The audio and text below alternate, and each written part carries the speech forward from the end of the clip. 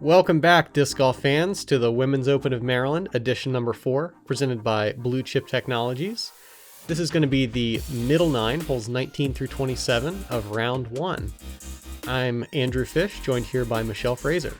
Yeah, and this is very weird being a middle 9, because normally this is sort of the home stretch where you're looking forward to the round maybe being done, but this is sort of like the moving day part of the round, where we're trying to solidify ourselves and prepare for the diabolical back 9 that's coming. It's not really that bad, but it is the most interesting wooden 9. So here you're going to see some holes similar to the front 9, a good mix of par 3s and 4s, lots of woods, and lots of fun shots. For sure. It's a little bit of everything, uphill, downhill, left, right. We want to thank the Patreon supporters for Gatekeeper Media, Discraft, and especially for this video, West Winds Disc Golf. West Winds is a former country club near Newmarket, Maryland, between Baltimore and Frederick. And they've been given full clearance to install a couple of disc golf courses. So I really want to thank West Winds and Joseph Booth in particular for their sponsorship of this event. Yeah, it's pretty special to have video coverage at this event. I know, I was really excited to get to watch this, even though I played it and saw it in person. It's fun to get to analyze everyone's shots and see how they attack this course. So hole 19 here, it's a reachable par 3, but plenty of trees in the way and a fast green with a difficult slope. So plenty to deal with on this hole. Yeah, for sure. One of the more open fairways we're going to see, but it requires a pretty specific line. And then finishing up and to the left is a little bit preferable. So I'm trying to do the turnover. It does not turn over despite my frantic waving of my arms to try to get it to. It's giving me a long downhill putt, which isn't exactly ideal. At least it's going to do more what I was trying to do. Wow, I really like this shape. Incredible shot shape to skip it up towards the basket. Yeah, so that's going to be circle's edge maybe. Missy, after a little bit of an up and down first 9 holes, riding the ship here. Yep, got a little high flirting with those branches, but had the distance to carry through, and will also have a downhill putt, but a lot closer than mine. Beth showing off her backhand here, because this is a good backhand left to right shot. Does what I did, faded out a little bit, so we'll see what she chooses to do with that death putt. She wants no part of it. Right. I'm still in go for everything mode. Wow. And you can't see that, but it rolls. I... Watch the catch cam. Yeah, he tells us what we need to know, I think. Missy with a very strong putt. Beautiful birdie to start out this second 9 for her. And that's going to leave you out for your par look. Yeah, I think I'm around circle's edge. Wow. I was so happy to save that. Yeah, you can tell.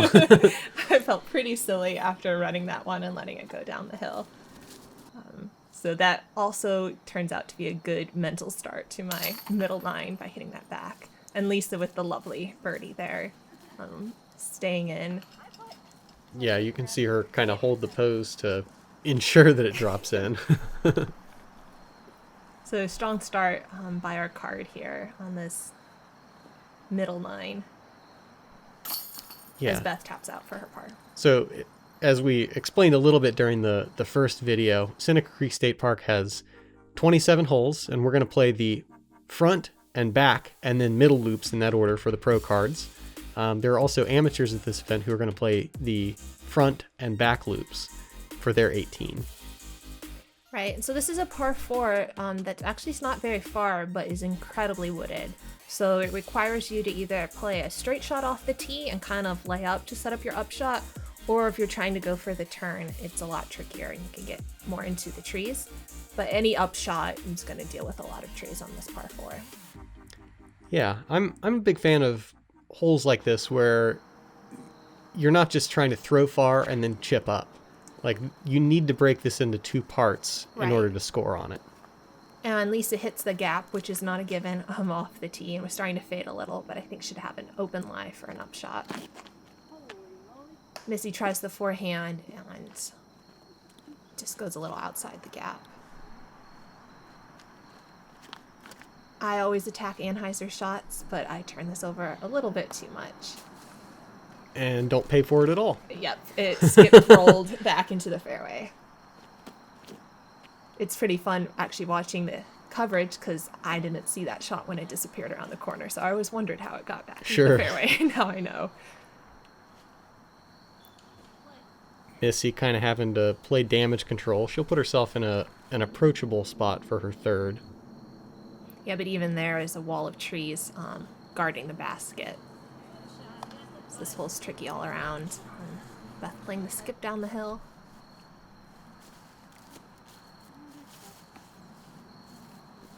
And that's kind of the guardian tree that's in the main gap. And in my experience, it is indeed in exactly the spot you want to be, flying in order to park this basket and not flirt with some of the trees on the right side. Yeah, and after Alyssa and Missy hit it, I overcompensated and threw too far out to the right. Even so, you end up in a fine spot, and you did well with speed control. And I think that's the dominant theme of some of the holes on this 9, where you need to be coming in at an appropriate speed. Right, because a lot of the baskets are going downhill to reach them.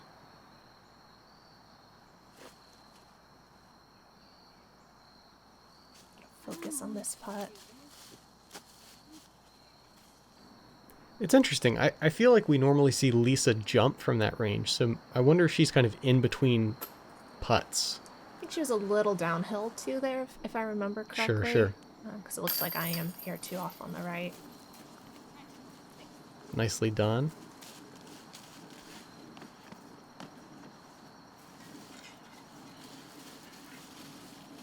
Hey guys, it's Lisa Fajkus with Team Innova. I want to say thank you, Innova, for all your support this year, as well as thank you, Tree Love. I got some new signature Tree Love hats. They're available on treelovediscgolf.com. Also, thank you, Pound Disc Golf, for your support. Groundbound, check out my custom groundbounds on gooddogdiscgolf.com. And thank you, Flight Towel. I've got custom flight towels available on their website. And Throw Pink, my last sponsor, I want to say thank you for all your support this year. Appreciate it. So there you saw us tapping out, and you also saw the leaderboard. Keep in mind that Sarah Hokum, who's playing on a different card, was also 5 down after her front 9. So I'm watching her score on the live scoring and trying to keep up with her. This is the easiest par 4 on the course, a little bit uphill, but if you get a drive down the middle, it's a pretty straightforward upshot for a birdie.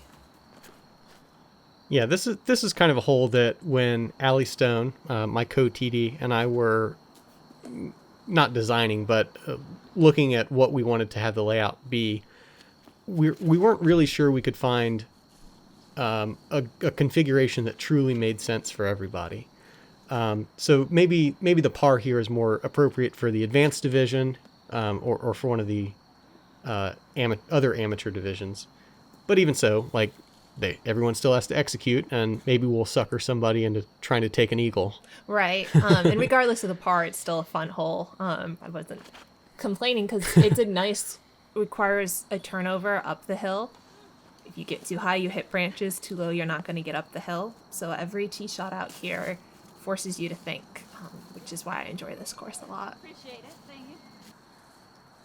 Good little low ceiling approach by Lisa. Beth using her touchy forehand to good effect, and you go to your forehand as well. Yes, I chose to do that because I wanted a good forehand on camera after watching my forehand in the first 9. Do it for the video. Mm-hmm.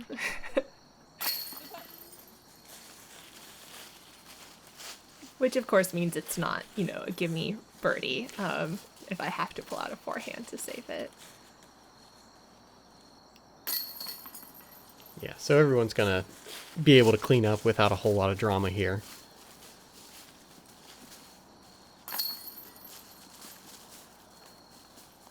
So you're sponsored by Millennium.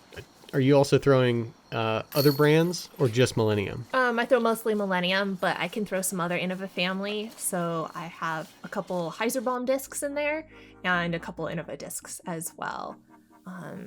My go-to Millennium discs are the Quasars for driving, Omegas for putting, and you'll see a Katana and show up as well quite a bit on here. Okay. From Innova on an Anheuser hole like this one. This is a really tricky hole because the ceiling is so low and it's really tight and there's a lot of leaves to lose your disc in. I spent a good hour in practice looking for my mom's disc on this hole because there's a lot of places you can end up.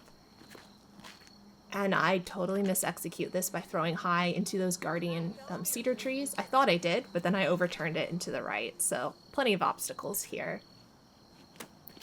Yeah, this is really difficult because you're throwing kind of flat, a little bit downhill, and then it's like you fall off the edge of the earth at the same time that the cedar branches start creeping in. So there's, I don't know, a 4-foot window of sweet spot height. Right. And Lisa definitely hit the sweet spot height. Got unlucky by hitting one of the tree trunks. Missy's kind of following you. She actually catches one of the cedars. Yeah. So look how low Lisa's getting there, trying to forehand down the hill. Love the body English to, get down and follow her shot. She'll end up on the right side inside the circle.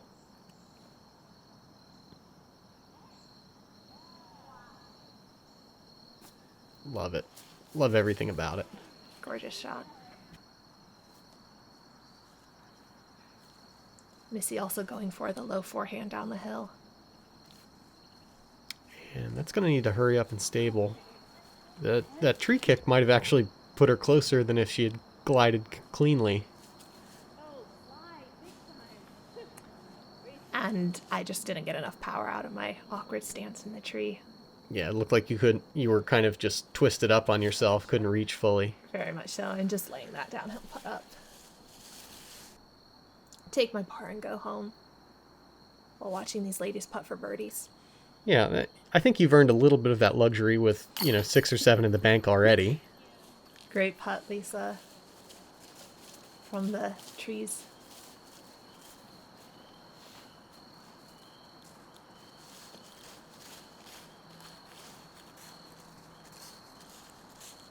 Missy lining up another one of these putts. And she's now living at this range. She was struggling a little bit in the front 9, but get her started and she'll be off to the races. And from having played with Missy before, that's definitely what I expected, was for them to come back and put us all to shame at that distance.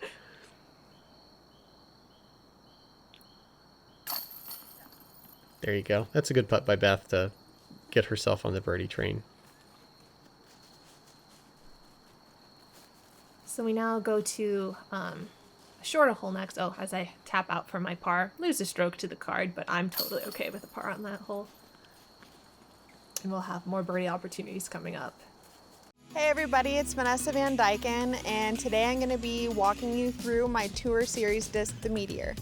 The Meteor is an understable mid-range from Discraft, and what I love about it is the versatility. It's great for turnover shots. Beginners or low power players are really gonna love this disc. It has a great amount of glide and it's very controllable. If you'd like to try the Meteor out, you can find it on discraft.com or at your local disc golf shop. Once again, we thank Discraft for their support of this event. We really can't do it without all of our sponsors, and Discraft put together some excellent Players Pack items for us. This uphill par 3 is definitely reachable, and it looks like the fairway's sort of wide open, but it's actually a really tricky shot to execute because right off the tee, you're having to get around that first guardian tree, which requires either the forehand Anheuser, or what I end up doing, and some of the other ladies as well, is trying to throw a really low hyzer, get under those branches that Lisa's flirting with, and get it to skip up the basket. For me to get that much distance up the hill, I'm actually having to hyzer something that's very understable that will hopefully flatten out. Yeah, I really like that this is not a simple hyzer, that there is a little bit of complexity with the elevation and ceiling and just where the trees are placed initially. And are you pushing a little too far right? No. I was flirting with it. That's the way to get closest to the pin. It's a riskier shot.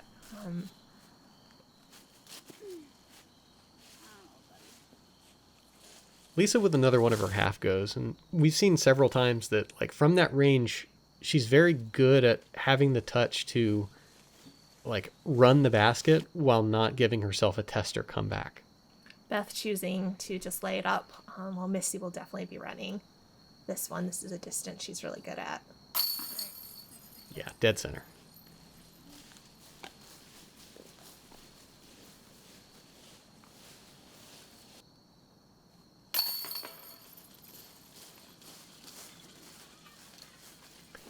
You can kind of see the body language that, Lisa might not be feeling it all the way right now. Yeah, Missy is definitely the one starting to make a run here on this middle 9, and I'm trying to keep up with her. Yeah. While watching the scores and seeing that Sarah Holcomb is also playing well on this middle 9.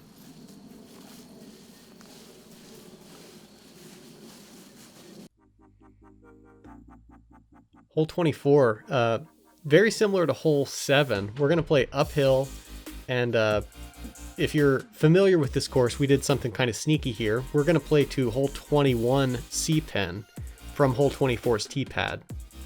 Just kind of stretched it out. We feel like it made it a more interesting par 4. And I really liked that pin position because it's right past that cedar tree on the left, which means on your upshot, you want to make sure not to land under the cedar tree or you might not have a putt. So there's a bit of a tunnel to get through here first. It's actually better to stay on the right side of the tunnel because she will now have to throw under those low cedar branches. So I'm trying intentionally to go off to the right like I did there. Maybe a little more than I wanted, but I like the right side better. Yeah, still nothing obstructing your path really. And I only learned that from practicing the course. Again, it's the kind of course you really learn from practice. And it was really fun to be able to step up to these tee pads knowing exactly what I wanted to do. Yeah, you've done the hard work of putting yourself in trouble already. So Missy is going to have to throw a really low shot to get up to the pin, which is tricky, of course, uphill.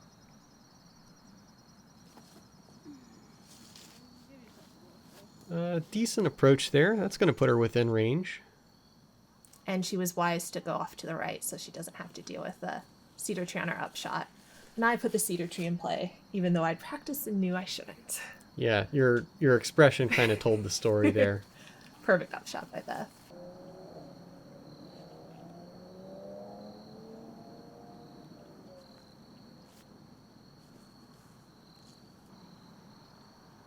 Well, again, it's a par 4, so no harm, no foul.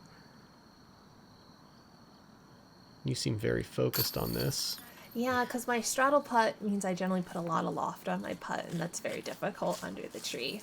So I had to really line that one up, and I was very happy with the result. Yeah, you drove it in there nicely.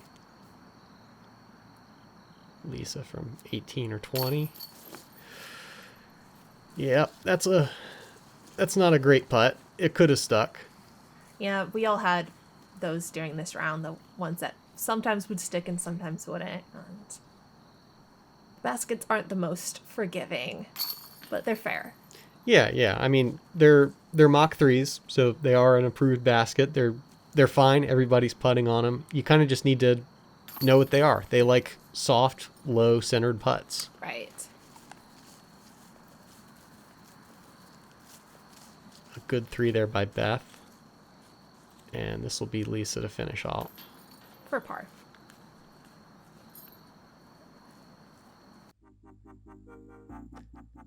Hole 25. This is by far the longest par 3 we're going to play today. It's pretty downhill, but it demands a specific shot.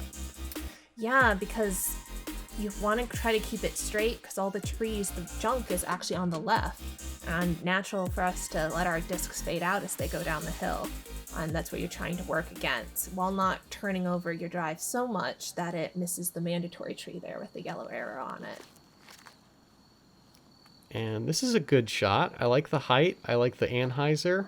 And I couldn't see that tree from the tee, so I was pretty shocked when I hit it. But I was just thrilled to be that far down the hill and have an easy up and down from there. Beth doing a nice job. That's going to be probably a middle of circle 2.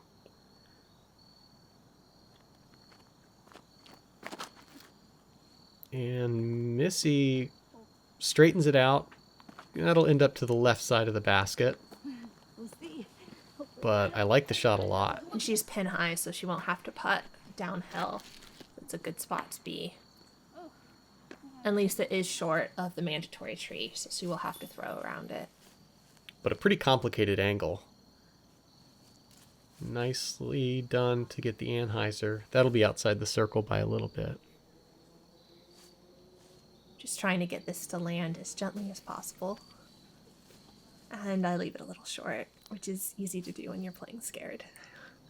So at this point, you're leading the tournament, or you're pretty darn close to it. Yeah, I'm within like 1 stroke of Sarah. I think I'm 1 stroke ahead of her maybe at this point. So, like, if we can dive into that, what are you scared about?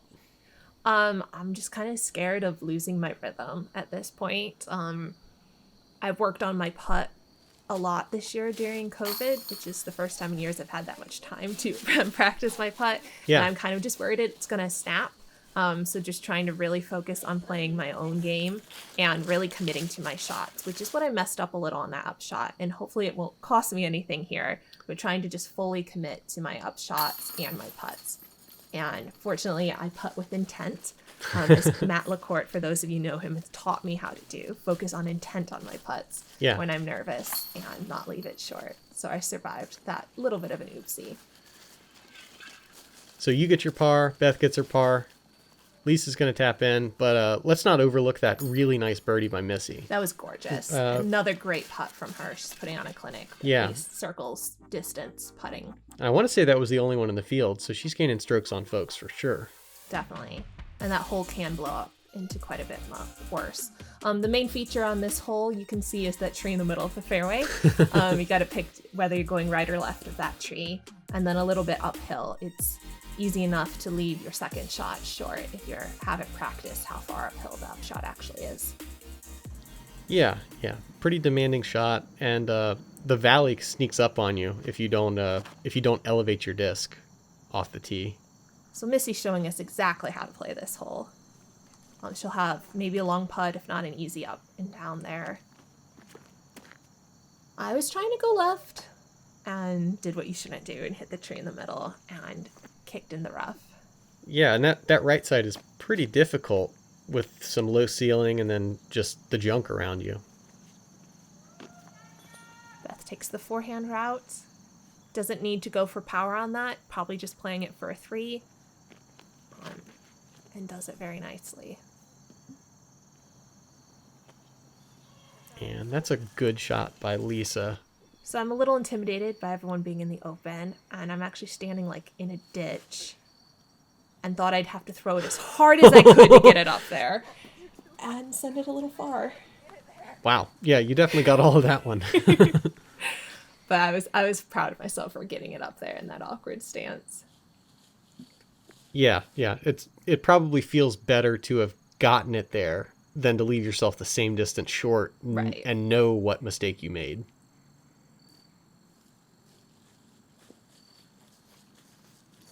So Missy's going to have a birdie look here inside the circle. A little bit left side. That would have been a real nice stamp on her, on this 9 for her.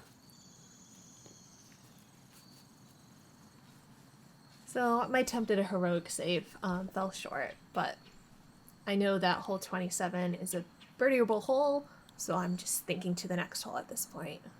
And also looking at cicada shells on the tree. That's a good angle. Thanks, Gatekeeper, for making sure we get our wildlife shots in, too.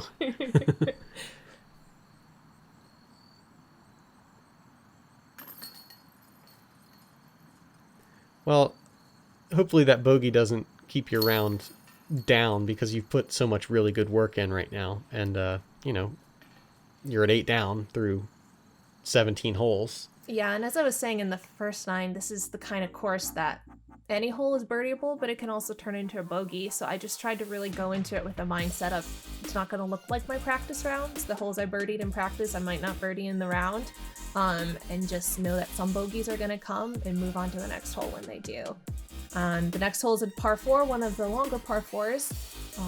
Definitely reachable if you get your first drive out there, but the first shot has to be kind of low to navigate these cedar trees. Yeah, a roller is a common play here. We may see that. We may see mostly backhand air shots, but that's pipe. That's about as well as it can be thrown. It was perfect.